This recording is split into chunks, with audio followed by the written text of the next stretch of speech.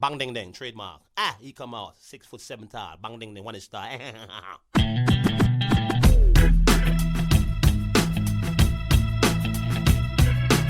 dong ding dong ding dong ding dong ding dong ding dong ding. It is a perfect day.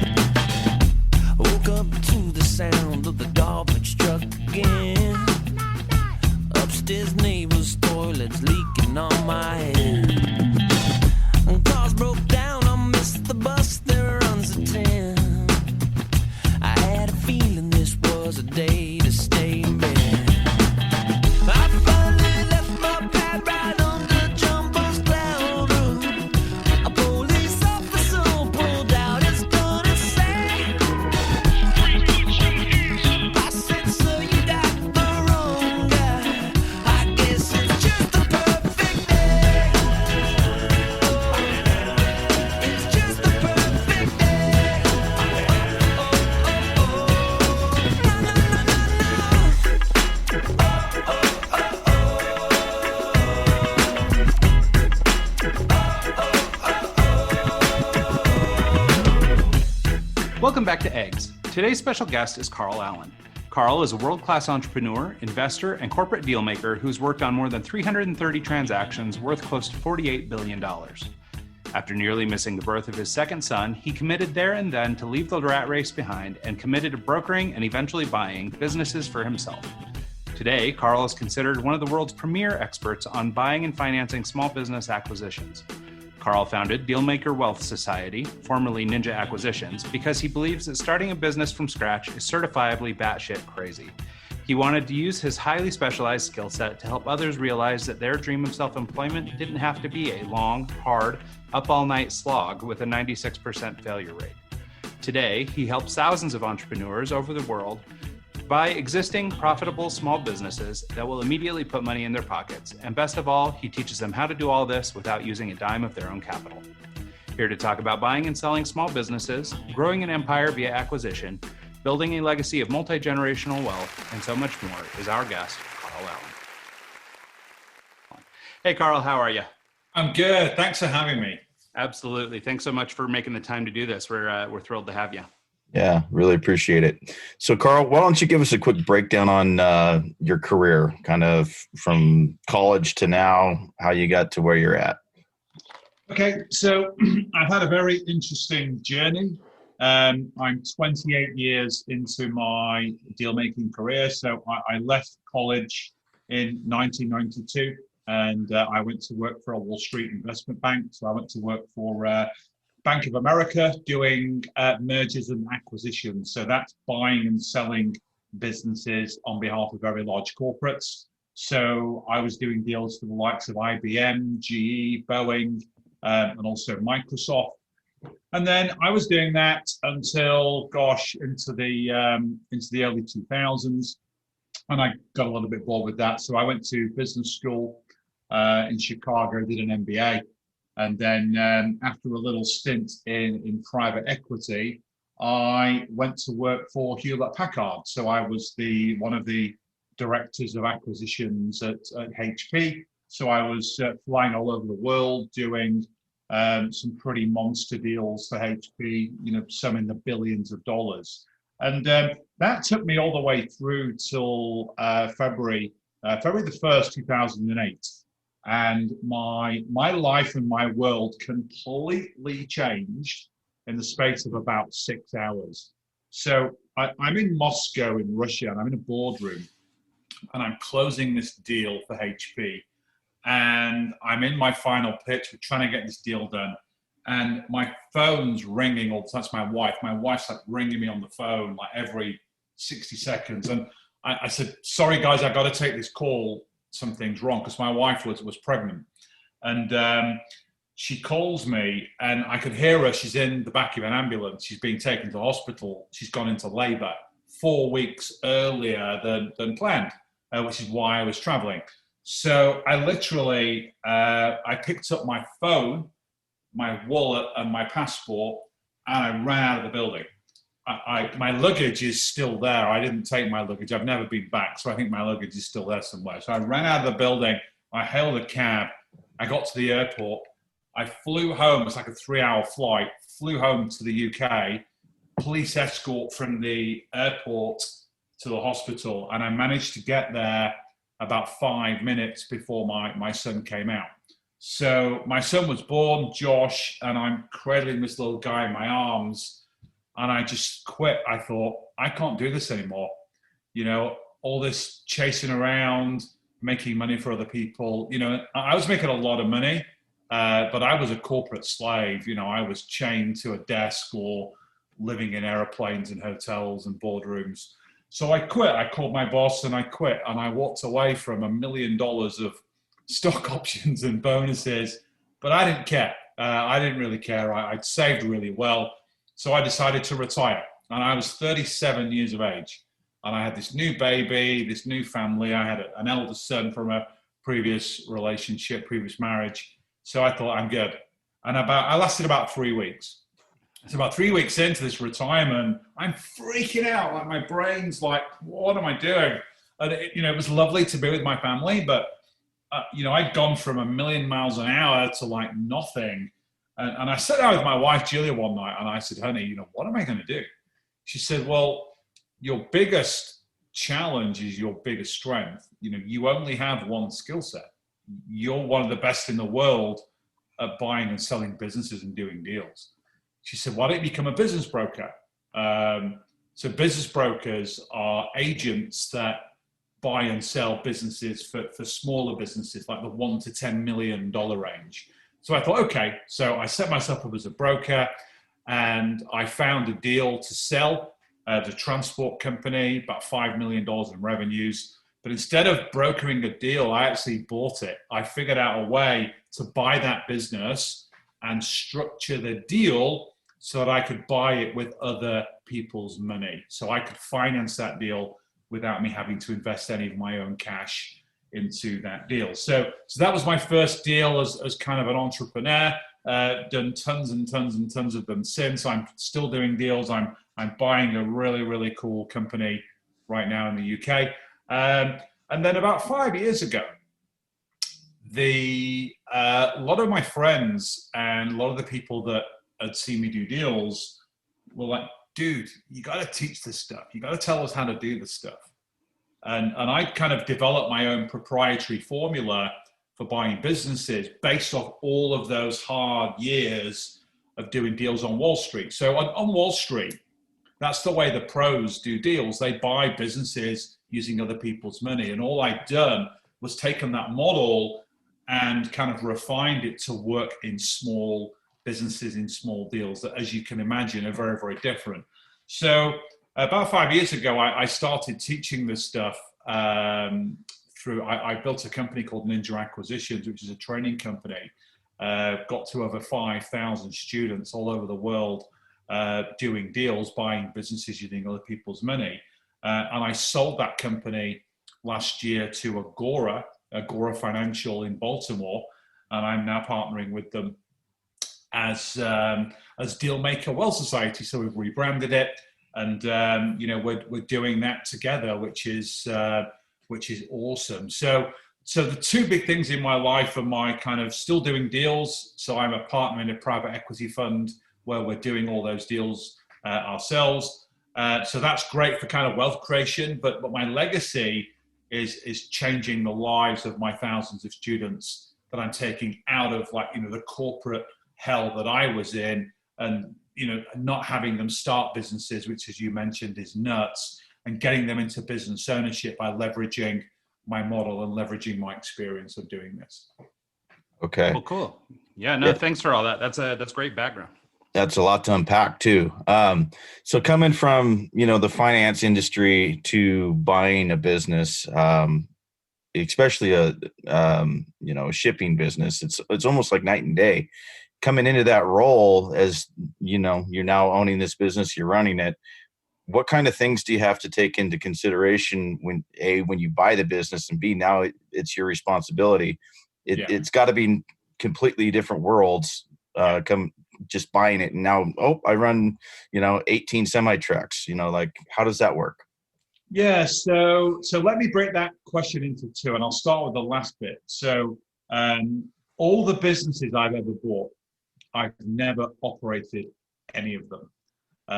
That's not to say I never really bought businesses in areas that I didn't really know and I didn't really understand. That's one of my golden rules when you're getting into deals. Buy businesses in areas that at least you know something about and you can add some value to. But there's a big difference between an owner-operator or an owner-investor. So I'm more of an owner-investor. When I buy a business, I'm never in there day to day, driving that bus. I'm kind of working on the business, not in the business. So I'm working on that business strategically. I'm working on things like culture and leadership and strategy. I'm not the guy in there doing actually all the work. So that's one kind of consideration. So for me, when I buy a business, when I bought the transport business, I knew a little bit about the transport industry because I was helping them initially sell it. But I bought that business and gave 30% of the equity, the ownership of the business, to some key people inside of it that were going to run it for me day to day. And that's a model that I have on all of my deals. I'm buying a business at the moment in the UK, and the GM that's going to be running that business for me, I'm giving him 50%, 50, of that business, because he's going to do an absolutely phenomenal job driving that business forward, which means that I don't actually have to go in and do any of the work. I'm just doing the deal and then working on some of that strategic stuff. And then the first part of your question, you talk about, what do you look for when you're buying a business? There's really three things that you need to do. So it's what I call the perfect deal-making triad. The first thing you need to look at when you're doing a deal is definitely buy something in an area that you know and that you understand and you can add value to. So if you're a sales guy for, say, IBM, go buy a small IT company. Don't buy a vineyard or a laundromat or a gas station. Because why would you? Buy something that you know something about, because then you can add a lot more value to it, grow it, and then sell it and make a lot of money. The second thing that you look for in a deal is you ideally want a distressed seller of a good, profitable business, not the other way around. You don't want a good seller of a distressed business. So I never advocate buying businesses that are in trouble. So businesses that are losing money, businesses that have got major issues with them. It's a lot easier to finance a deal to buy a good business that's profitable and has got a lot of assets. So that's point number three. You want a business that's got some financial DNA to allow you to raise capital to buy it. So you want a balance sheet that's got assets inside of it, whether that's real estate or fixed assets or receivables or inventory. And you want a business that's generating a lot of cash flow, because then obviously that will A, help you buy the business, but then B, once you've bought it, the cash flow that's left every month after paying off the financing, that's your money as the business owner, whether you're in there running that business or not. If you're not in there running it, it's almost like passive income. And it's like stacking an executive salary on top of each other every month for all the businesses that you own. Okay. Yeah, no, I think that's really interesting stuff. And I'm glad you touched on that idea of, should you know something about the business you're buying into? That was actually one of my first questions here was, should we understand the business we're buying, or are we buying it strictly as an investment, something that's totally standalone? So thanks for touching on that. There's one little caveat, Ryan, to that I'll just touch on very briefly, if I may. So so let's say you're in the IT industry and you're really good at it, and that would make a perfect sector for you to go and own a business, but you're absolutely like sick and tired of that industry. And you're like, I want to get out of this industry like as fast as I can. And let's say you're really passionate about, say, wine, and you want to go buy a vineyard. Now, if you were to try and do that on your own, be crazy if you don't know how, a vineyard business, a wine-making business would work. But you can still do a deal like that. You just got to go and partner with somebody. So go find somebody that really knows and understands that space. You can do the deal, but then have that partner be your general manager, and then you can do that deal together and own that business together. So I'm not saying never go outside of your lane, but if you do, just go and partner with somebody that knows that industry. Yeah, no, and I think that makes sense. And I suppose based on what you were saying earlier, that partner could maybe be somebody already in the company, right? Like maybe they've already got operations director, or they've got somebody, that would be a great leader or a great manager that you can go ahead and keep on in exchange for maybe some of that equity. Yeah, and how would you go about vetting that person? I'm coming in from the outside as an investor. You have someone who's already in the industry working. What are some key things that you would look at when you're analyzing this, not only the purchase and the acquisition, but your potential partnership that you're going into with this person? Yeah, so obviously you want somebody that's got some real chops in that particular role. If they're inside of the business already, great. If they're not, then obviously you've got to find that person externally on LinkedIn or someplace like that, to come in. And you want somebody that really shares, your vision for being able to grow that business. So, for example, the business I'm buying right now in the UK, there is a general manager inside of that business already who's phenomenal.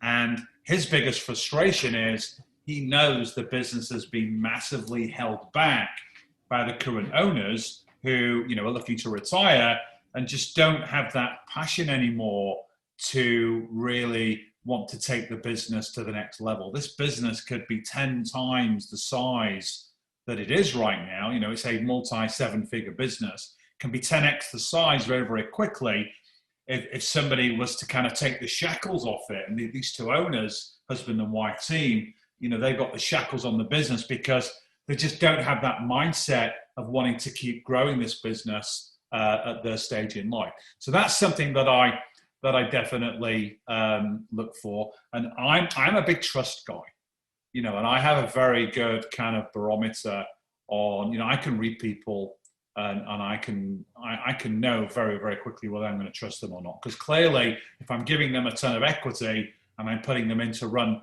a business that I've just bought, I want somebody that's really, really super trustworthy with a big heart, very strong morals like myself. So having all those things align, those are the things that you need to look at when you're looking at partners. Yeah, no, I think that makes a lot of sense. So you mentioned you mentioned earlier looking for sort of, a business that's thriving or doing well, but maybe has sort of a distressed owner. I wanted to talk to you a little bit about, in that situation, or maybe if the owner isn't that, distressed necessarily, but what is the incentive to sell a business to an investor like you versus, selling to somebody who might come in and operate the business? So like, why would they choose a deal with you? Is it just a matter of getting themselves out of a deal or getting out of a business, time to retire? Or like, why would they choose to work with somebody to take over a business just strictly from a financial standpoint, yet, maybe they have to keep operating it or something? Yeah, so I'm when you look at me as an investor versus just an individual that's going to come in and take the business over, we're technically one and the same. The big difference between somebody like me is, I'm not a competitor of that business, and that's the key differentiation. Because when you look at the typical small business owner that's looking to sell, people that want to sell, they sell for a number of different reasons. It could be they want to retire, they could be sick, they could be sadly dying in some cases, they're burnt out, frustrated, run out of ideas, bored, it doesn't matter. So there comes a time where a business owner decides it's time to sell.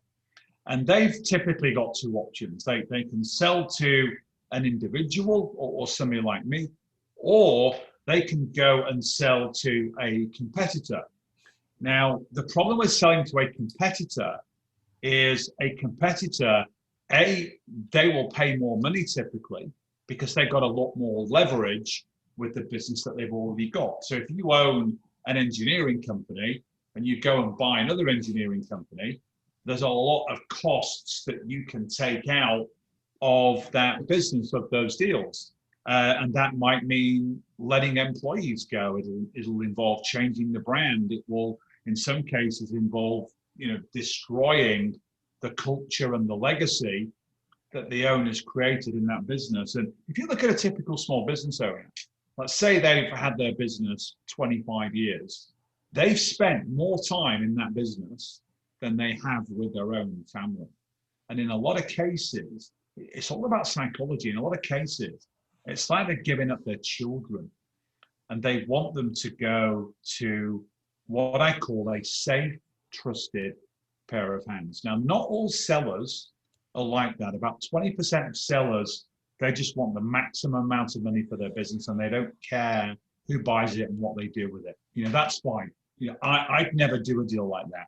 I'm looking for a seller that cares more about the legacy of their business and the safeguarding of their customers, their employees, and their suppliers than they do about getting the maximum amount of cash out of that deal at closing. So that's a massive thing that I look for. So that differentiates me massively against a lot of trade buyers in the business that want to just hoover up smaller companies and then dissolve them overnight and just suck and take in, what they actually want, typically their customer base. So what are some benefits of, buying an existing business instead of just starting one on your own? I'm sure there's pros and cons to each. Pros, you get, a functioning operating machine that's already going and generating revenue versus starting it from the ground up, buying all the equipment, figuring out how it works, finding your customers, all that stuff. I'm kind of selling it myself right now. But you are. You've nailed it. But no, you're absolutely right. One of the things that I'm a pretty smart guy, but I've never been able to understand this right. Last year, 6.6 million Americans started a brand new business. That's according to the US Department of Labor Statistics, 6.6 million. And 96% of those businesses will fail inside of 10 years. 50% will fail inside of the first 12 months. So the average entrepreneur that starts a business earns less than $25 an hour over that first year. If they're lucky, most entrepreneurs, they don't get paid in that first year. So the pain and the suffering and the trouble and the pressure of starting a business when you can go and buy an existing business, because if you start a business from scratch, it's what I call the no problem. You've got, you mentioned it, Mike, you've got no customers, no products, no services, no premises, no employees, no cash, no credit, no equipment, and most importantly, no reputation. When you're brand new in an industry, it's so hard to get started and make all those things work. No wonder so many businesses fail. Whereas you can go and buy an existing business that's gone through all that and has survived, and it's got all of those things. It's got cash flow, it's got credit, it's got customers, products, services, everything. Go and buy something that someone else has built. And it's like, you guys, Tesla's massive in the US, right? So Tesla's pretty new in the UK, and I love Teslas, so I've just ordered a Tesla. I wanted a Tesla. So did I go onto eBay and buy all the different components like the wheels and the glass and the battery and all the cables and the tires, and then go on YouTube and figure out how the heck do I plug all this together and make this work? Or did I just go down to the Tesla store, buy one that they've built and finance it using Tesla's own money? That's what I did. And that's exactly the same as buying a business using other people's money versus starting one from scratch and having a 1 in 25 shot of actually making it work. Okay. So there isn't just a Craigslist for businesses for sale. Like, how do you go about finding a good, option? And then how do you vet it to make sure that you'll qualify to get financing using other people's money?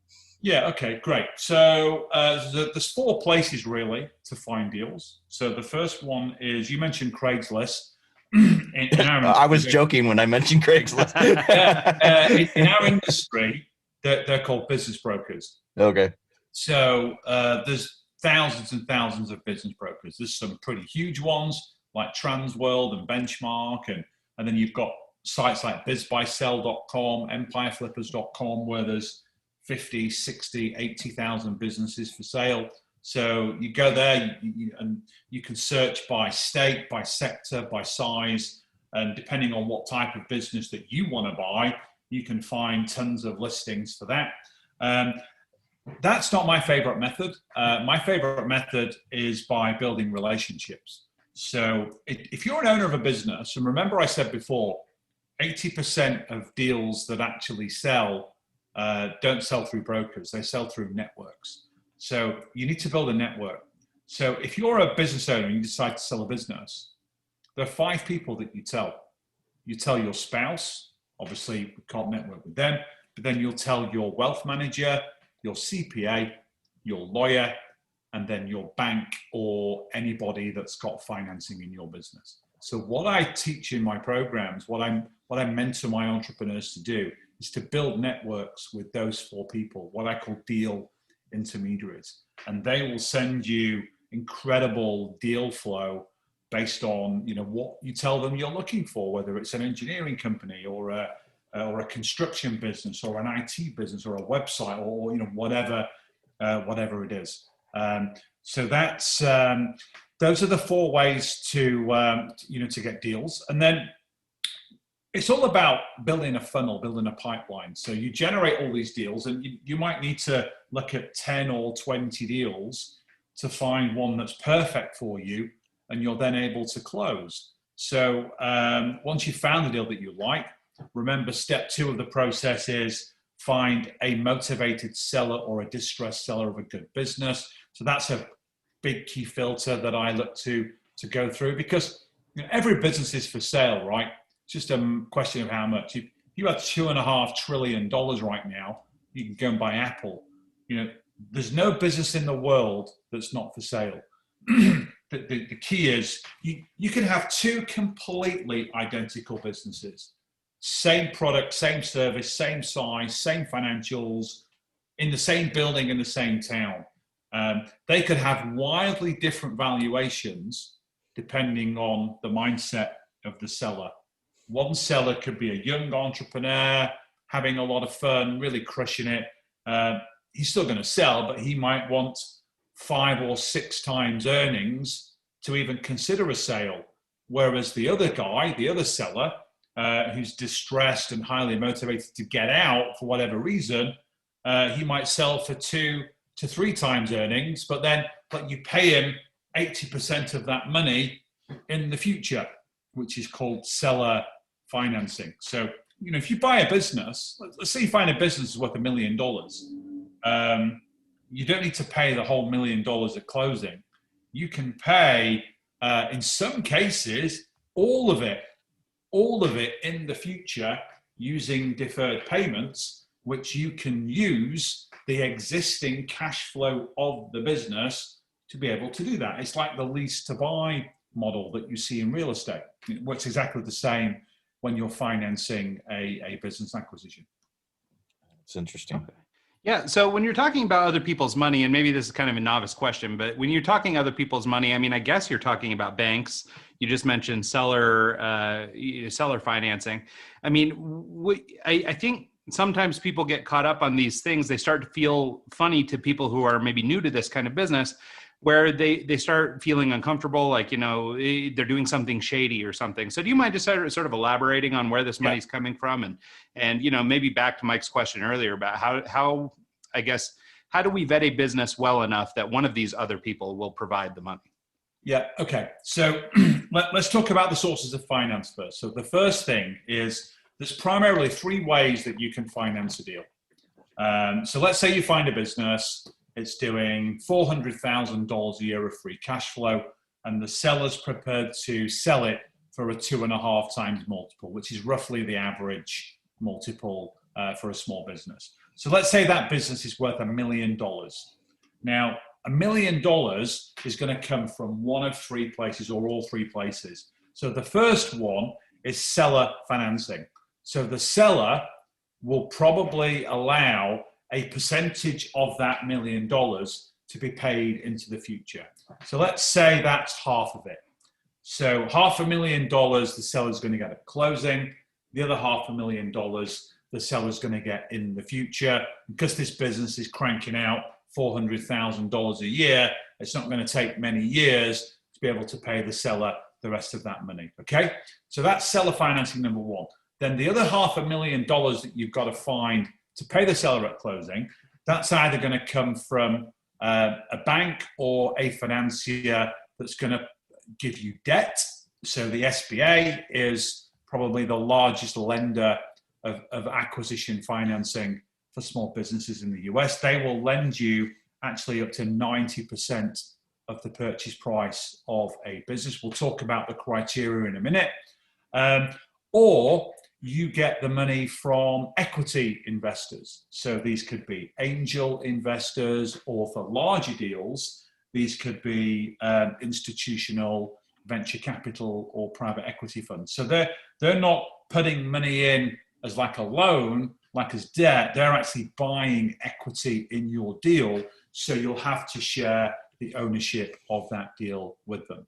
In terms of criteria, that is termed due diligence. So if you find a business and you want to buy it and you go out, and obviously it's got to be profitable, you want to see a business that's got some assets in there as well. So it's got those kind of keys, those tools.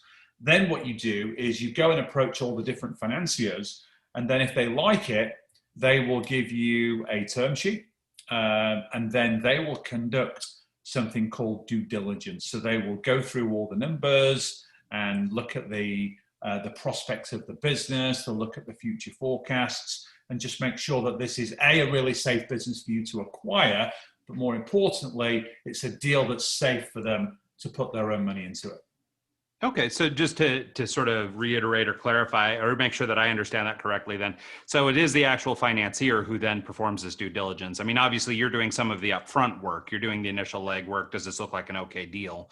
But by the time you're ready to present it to a financier, whoever that is, a VC or SBA or whomever, ideally you will have at least narrowed down to what you think is a good deal, and then it will be sort of on them to do some due diligence to make sure, I guess, that the investment. Yeah, that's right. So obviously you're doing some initial vetting. So, is the business profitable? Is it growing? Do you like the business? Is it in a sector that you know and that you can add value to, and all the different things that we talked about before? And then once you've made an offer on that business and it's been accepted, and you're going through the transactional phase of closing that deal, then there are really three types of due diligence that are done. So all the financial due diligence is typically done by your financier. There's obviously legal due diligence that's done. So depending on what type of business you're buying, whether it's an LLC, S Corp, C Corp, partnership, whatever, there'll be a lawyer will have to do some due diligence just to make sure that everything is okay. There's not been any litigation. Any intellectual property in the business is all tied up properly. And then there'll be some commercial due diligence as well, just making sure that you're buying in a market that's growing. There's no pending major threats to that particular industry. Some of that you can do yourself. Again, if you know that industry, you know it from your experience, that makes it a lot easier. Or again, if you're buying in a sector that you don't know and you're using a partner, that partner can do that commercial due diligence for you. So how much does psychology play into the acquisition of a business versus just the numbers? Like some people, they see the shiny red car and they have to have the shiny red car. Is it more a matter of just analyzing the numbers and saying, hey, this is profitable versus I want the red car? Is there kind of a mix of both? Do you have to kind of have the passion to buy the business in the first place, and then if the numbers make sense, you move forward? Or do you just go at it strictly to numbers, crunch the numbers, it makes sense, let's go down this road? No, so as I mentioned before, you've got to look at the three elements of any deal. So a perfect deal for me, Mike, is going to be very, very different to the perfect deal for you versus the perfect deal for Ryan. So you've got to look at every deal through the three lenses that we talked about. First and foremost, it's got to be a business that's in your lane. It's got to be a business that you know something about and you can do something really positive with. The second thing is, does it have a motivated seller? And is the business profitable? And then the third point, then you get into the numbers. Does it have the financial DNA that's going to allow us to raise financing from other people to allow us to buy it. So that's the psychology, and from our side, you've then also got the psychology from the seller side. Remember those two sellers that we talked about before. One doesn't really want to sell, but will sell for the right amount of money. The other person, can't wait to get out of the business because psychologically, they just want to check out. They want to go and do something else. And what's interesting is in the small business space where I'm playing now, this $1 to $10 million revenue space, it's 90% psychology and only 10% numbers. When you're buying a multi-billion-dollar business on behalf of HP, which I've done several times, those deals are 90% numbers and only 10% psychology. Psychology doesn't really, come into play. But when you're buying a $3 million engineering company that was founded by somebody in Pennsylvania, in 1974, and he's spent more time in that business since than he spent with his entire family, he's gonna worry a lot more about that business than he is about the money he's going to get. He's going to worry about his employees, his customers, his name above the door. You wouldn't believe how attached sellers get to the name of the business. I bought a business in California a couple of years ago. It was a marketing agency in Burbank, California. And all the seller cared about was the name of the business. She said, if you don't change the name of the business, you don't change the logo, and you don't fire any of the employees, I'll practically give it to you. Just run it in the spirit that I built it. I don't really care about the money. So we agreed a price, but then I was able to pay all that money in the future using the profits that the business was generating, because I agreed to what she really wanted. And it's the classic in any negotiation. You guys have probably been in negotiations in your career. There's an amazing book, one of my favorite books of all time. You can probably see it behind me on my bookshelf. Never Split the Difference by Chris Voss, who was an ex-FBI hostage negotiator. And, one of the big takeaways in that book is, in any negotiation, just understand what the other side really, really wants. It's often not what you think. And when you know what they really want, and you can give it to them in a way that benefits you, both sides win. That's great. Well, hey, so I think that there are probably two different types of investors, and I wanted to maybe explore this idea a little bit. One is maybe sort of the individual who's looking to, I don't know, maybe buy up a portfolio of businesses or something, and see if they can generate some sort of passive income streams or something. That's very popular these days. But I wonder too, if you could talk about sort of like growth by acquisition. So for example, maybe you're an entrepreneur, maybe you have a small business, but maybe, versus going out and seeking new clients and trying to build your business in a traditional way, maybe there's such a thing as a model of acquiring agencies or acquiring businesses. And this just popped in my head when you said a marketing agency, just because I happen to be in that line of work. Yeah. And, and it made me wonder, well, is there such a thing as, I guess, finding organizations like this that are in your industry and sort of, absorbing them or acquiring them as a means to growth versus, sort of a traditional go out and find new clients kind of work. Absolutely. And, that's all the big guys do. You look at Cisco, you look at Facebook, you look at Apple even, they've all grown by acquisition. Because if whether you're a public company or whether you're a small company, if you've got cash in the bank, or you've got access to other capital, then you can double your business in a day by going and acquiring another company. So let's say you own a marketing agency, and let's say you started that business 5 years ago and you're at $1 million in revenues. It might take you another 2 years to go to $2 million, but you can go out and buy another $1 million agency, plug it into the one you've already got, and you can massively shortcut your growth cycle. And then what also happens is, so if you own a company, you buy another company, there's two amazing things that you can do. So the first thing is you can cross-sell products and services between your existing business and the business that you've just bought. So let's say you had a software company and you go out and you buy an IT services company, you can sell the software to the IT services customers, and then you can sell the IT services to the software customers, just like you do in an affiliate or a JV relationship. But in this case, you own both businesses, you're capturing all the cash flow. And then as you combine those two businesses together, there are lots of costs that you can take out. So it's like a 1 + 1 = 3 on the revenue side, and a 1 + 1 = 5 on the cash flow side, because you might only need one office. So that's a ton of cost that goes out. When you buy the other company, the owner's probably going to leave. So whatever salary they were taking out of the business will go as well. You've got to be a little bit careful though when you're doing a buy and build, when you're acquiring from an existing company, because it's a different pitch. It's a different game of psychology. Because remember, a lot of the business owners that are looking to sell right now, they do want that safe, trusted pair of hands to take the business over.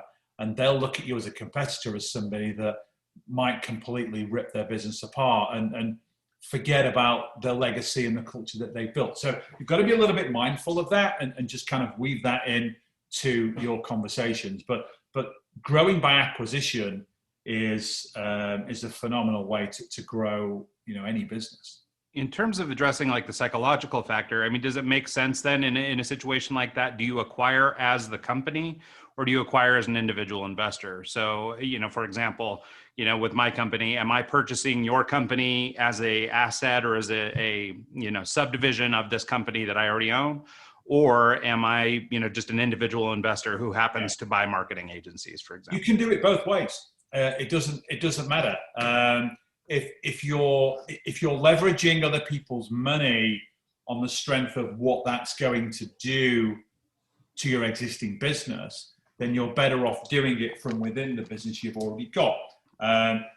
Alternatively, you can buy it as a standalone business with you, Ryan, as the individual. So you've got two businesses that are legally detached, but then you can set up all of those kind of arm's length relationships to generate that cross-selling ability. And then plus, you can share resources between those two businesses and kind of optimize what your overhead is, across those two. So you can do it either way. It doesn't really make any difference. I'm not a tax advisor, so I big caveat. I wouldn't want to give you any tax advice, but if you wanted to do that, go talk to your CPA, and they'll advise you that the most tax efficient way, for you to do it. Okay. Yeah, no, I just wondered if maybe that would be a way around that sort of, feeling like a competitor's coming to snipe your business sort of idea. Yeah. But I wondered though, if just from the standpoint of doing it as a business person or doing it as an individual, I mean, how much of these deals too relies on sort of the investor's creditworthiness, the investor's, cash flow or capital on hand, that kind of stuff. Like, I mean, if you're buying this as a business, are you still going to be on the hook for collateral and things like that, like you would be in a traditional loan? Or is all this due diligence basically established that the loan will pay for itself? So maybe it's a lesser factor. So it depends on who you use for the financing. So if you're using any traditional bank that's lending against the assets of the business, or you're using an equity investor, then no, your personal credit, your personal collateral is not at risk. However, if you go down the SBA route, so let's say you found a business and you went to the SBA will personally credit check you. You need a credit score of, I think, 690 or above. They will put 90% of the purchase price in as financing. So you just got to find the other 10%, but they will make you sign a personal guarantee as well. So some people don't like that. In the US, you can't insure personal guarantees, even though I've never heard of an instance ever where the SBA has called in a loan, from the individual investor, because they, the SBA underwrites the money that the bank's put in. So, the bank gets its money back. They don't come after you. And do the federal government chase people for the money? I've never heard of that, but I'm not sure. In the UK, where I'm based right now, we have an extremely established market for personal guarantee insurance. So There's no risk in signing personal guarantees in the UK because you can take out an insurance policy which is paid for by the business, which means that if, worst case scenario, the business was to fail, and if the lender, comes after you for the money, you can just say, there you go, here's my personal guarantee insurance policy, and you're completely risk-free in that deal. In the US, not so much, and I don't think they do it in Canada either. But in some cases, if you find that absolutely phenomenal business, you can add massive value to it, it's gushing cash flow, the SBA is going to kick in all this money. Would you sign a personal guarantee if it's going to allow you to follow your dreams and become a business owner? I've got hundreds of students that have done SBA deals, and are doing phenomenally well. So it all depends on the risk tolerance and the mindset of the investor, I would say. Yeah. I think that's good advice. Yeah. I think so many people stay out of these kinds of things, these investment things, either because, I don't know, maybe they feel like on their personal side, maybe they're sort of maxed out on debt, or maybe they've got some credit card debt, or maybe they don't feel like they make enough money. And so I think there's sort of this traditional understanding of financing or of borrowing money, where it's this idea that I have to come to the table with X number of dollars and all this kind of stuff. So it just, gets kind of out of reach. For a lot of people, they look at it and go, okay, well, we can't do this. But I think that's what's so interesting about these, seller finance models and things like this, where basically your financier is looking at this situation and going, well, the business is going to cash flow. And so I think that this is where there's a little bit of, maybe it's just education that's missing, but there's something going on that keeps people out of the game for fear of sort of personal obligations or things like this. When in reality, I mean, the whole point of this particular business, just like somebody investing in a piece of real estate that's, generating income faster than it's costing you money. I think that there's some break there where people aren't really seeing sort of the whole deal, and they're getting caught up in sort of the way their dad borrowed money. Yeah. So I wanted to ask you, say, for example, you acquire a business, you go through the process, the SBA funds it, you get that new marketing agency. What do you do in the first, 3 months that you own it? Are there things that you really need to pay attention to? And as you're taking over, there's obviously, regime change. How do you go about doing that? And what are some things that you need to really pay attention to when you acquire a new business? Yeah. And that's a really good question, actually, Mike. And a lot of that process starts prior to you actually buying it. So when you're going through the kind of closing and, the due diligence has been done, you're already formulating a plan, for what you're going to do. And it's like transition. The presidential debate was on last night. Obviously, we won't talk about that. Kind of embarrassing. But obviously, there's a presidential election in November, and then the new guy doesn't take office until January 20th, I think. And that period of time is transition, where come inauguration day, when they swear the oath of office, they go into the Oval and they have a plan they can execute on day one. And it's exactly the same. So you want to build your kind of like plan in the kind of weeks leading up to the day where you sign the deal, you go into that business, and you can get to work really in like your own Oval Office, if you will. So there's kind of 4 things that you want to do. So the first thing is that there's a lot of kind of boring mandatory administration stuff that you've got to do. So, make sure, change all the passwords on everything, and all the banks, all the bank accounts are transferred, all the credit cards are transferred into, your name, the lease and all that stuff. Most of that typically gets done at the closing table. Sometimes it might be a few days afterwards that that's done. So that's the first thing that you do. The second thing then is you've got to do a little bit of kind of change management. So often what happens is, these businesses that I've been talking about, the sellers kind of looking to retire, they're a bit frustrated and burnt out. You'll see that manifested within their business. So you'll have a bunch of employees in that business that, some of them are a little bit frustrated, like the GM in business I'm about to buy that really wants the business to fly. But then you've got another band of employees that have just got used to that slowly kind of boring existence. So when you come in with all your energy and your ideas, and we're going to grow this thing, and we're going to do all this stuff, and it's going to be amazing, most of the team will be like really enthusiastic and they'll rally around you and they want to be part of it. Others will be thinking, wow, now I got to work for a living. You know, I can't be checking Facebook 7 hours a day and playing solitaire. I've got to do some real work. So you've got to deal with some of that. And I think it's like taking the temperature of the business. You know, you don't just storm in, all guns blazing, and you know, you've got to have some what I call sensory acuity. You've got to really kind of take the temperature of what's really going on and kind of judge it in that way. It's about, you know, really getting to know the people in the business. You know, as I said, I never operate any of my businesses, but I'll always spend at least 2 or 3 days when I've acquired a business, really kind of understanding, you know, what's really going on and kind of the heartbeat and, you know, what are the things that we should be doing. And then I share my plan with them and my strategy and what I'm looking to achieve. So then it's all about financial engineering, because a lot of small businesses that you buy, you know, I don't want to go down a big rabbit hole, but they don't tend to manage their working capital very well. They're not very lean and efficient. They tend to be spending a lot more money than they should be. They don't collect cash as quickly as they should. They're paying their suppliers far too quickly. They're not lean and mean. So I have a process to fix that. And then once I've done that, and I've now got working capital coming out of my ears to grow, then I hit the accelerator button once everything's all completely aligned. And it's like getting in a Ferrari.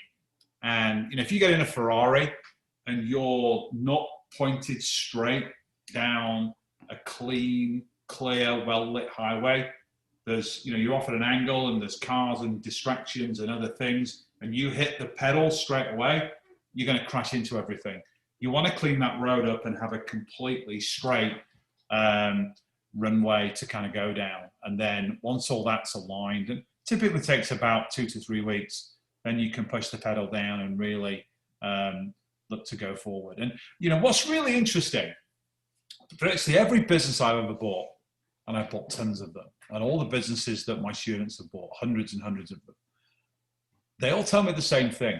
Most businesses that you buy, they never do any marketing. It's crazy, it defies logic. You know, when I was on a call 2 days ago on a new deal on the weekend, and I was chatting to the owner, and one of the first questions I ask whenever I speak to the seller is, you know, tell us about your marketing strategy. How do you win new business? And they say, this is what's great, Carl, about our business. We don't do any marketing. All of our revenue comes from repeat customers and word of mouth referrals. Now that's fantastic for 2 reasons. The first part is, you know, you've got a really solid core business because customers keep coming back and they're referring people that they know. So that must be a good business. But then I know if I buy that business, I can rely on all that solid revenue and cash flow. But then when I put my growth engines into full force, I'm going to be able to grow that business massively over the solid base that you've built. Most baby boomer owned businesses, you know, it's 10,000 baby boomers retiring every day in the US, and a ton of them own small businesses. They don't leverage social media. They're not buying Google ads. They're not doing any of that stuff. They don't have salespeople. They're just sat there waiting for the phone to ring. But they've built really, really cool businesses that are profitable and have grown. But they've not done all that great work of marketing to truly, truly grow the business that they already have. So that's the big opportunity for us as a buyer, is to come in and do all that work that the seller just psychologically hasn't wanted to do. That's interesting. Yeah, I think that makes a lot of sense. So, Mike, do you have anything else? Otherwise, we're kind of getting to the end of this thing.